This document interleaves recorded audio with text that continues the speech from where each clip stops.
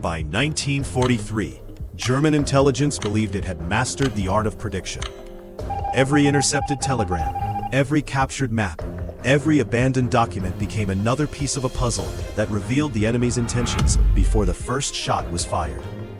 Sicily stood at the center of the Mediterranean, the obvious gateway into Europe, and nearly every German commander expected the Allies to strike there. Reinforce the likely target, destroy the landing at the beaches, end the invasion before it could spread inland. That doctrine had survived years of war. Berlin trusted its analysts as much as its generals. Confidence hardened into certainty. No deception could survive the scrutiny of German intelligence. But hundreds of miles away, British officers were preparing a weapon unlike any bomb or battleship. A dead man, carrying a lie powerful enough to redirect an army. Lieutenant Commander Ewan Montague, 42 years old and serving in British naval intelligence, understood that wars could be won inside the enemy's mind before they were won on the battlefield. Beside him stood Flight Lieutenant Charles Cholmondeley of MI5, a quiet officer whose improbable proposal sounded closer to fiction than strategy. Their plan centered on the body of Glyndwr Michael, a Welsh drifter who would become the fictional Royal Marines officer, Major William Martin. Love letters, theater tickets, bank receipts, family photographs, and secret military documents filled his pockets, creating the illusion of a man whose life had been interrupted by tragedy. Before dawn, Commander Norman Jewell guided HMS Seraph through calm Mediterranean waters. As the submarine surfaced in darkness, the body disappeared into the sea, carrying not only false orders, but the hopes of an entire Allied invasion. The current carried the body towards Spain, exactly as British planners had hoped. Fishermen recovered the corpse. Local authorities examined the briefcase chained to his wrist before German intelligence quietly gained access to its contents. Analysts studied every page under magnifying lamps. The signatures matched. The seals appeared genuine. The personal letters felt too intimate to fabricate.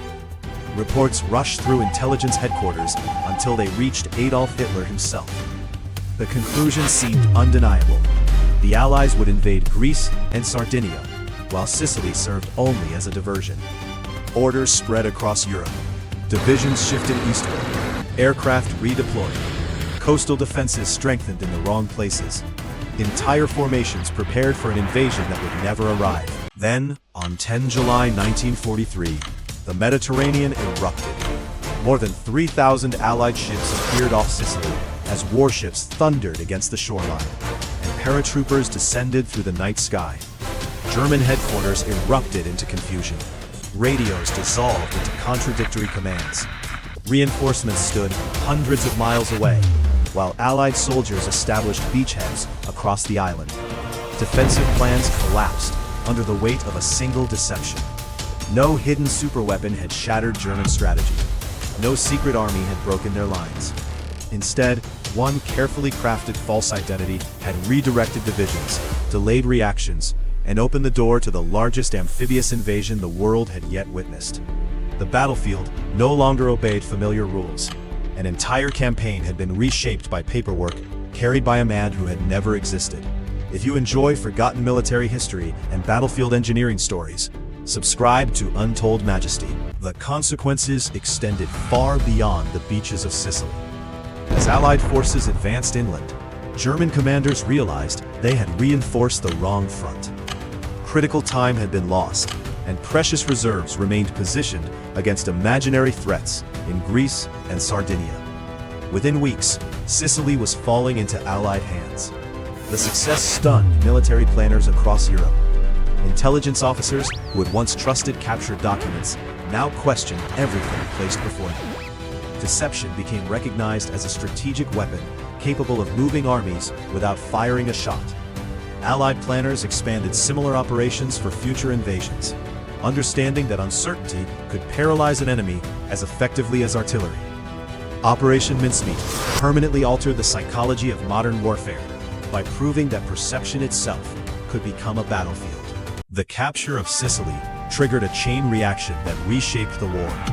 Only weeks after the invasion began, Benito Mussolini was removed from power, ending more than 20 years of fascist rule and throwing Italy into political chaos.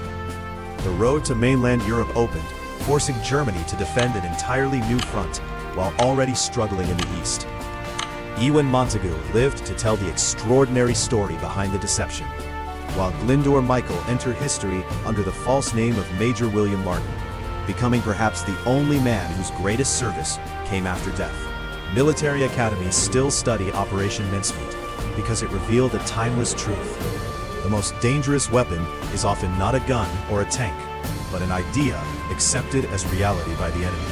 One anonymous body carried a fabricated story across the sea, redirected armies, accelerated the collapse of fascist Italy, and helped change the course of World War II without ever pulling a trigger.